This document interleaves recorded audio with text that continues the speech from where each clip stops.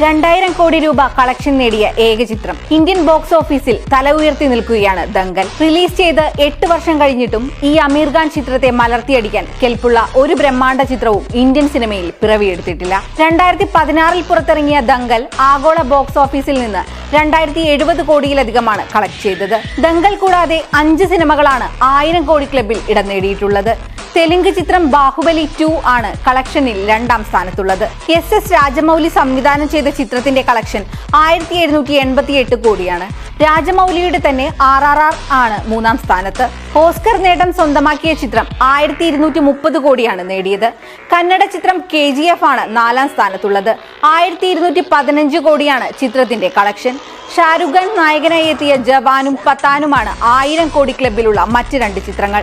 ജവാൻ 1760 കോടിയും പത്താൻ 1055 കോടിയുമാണ് നേടിയത്.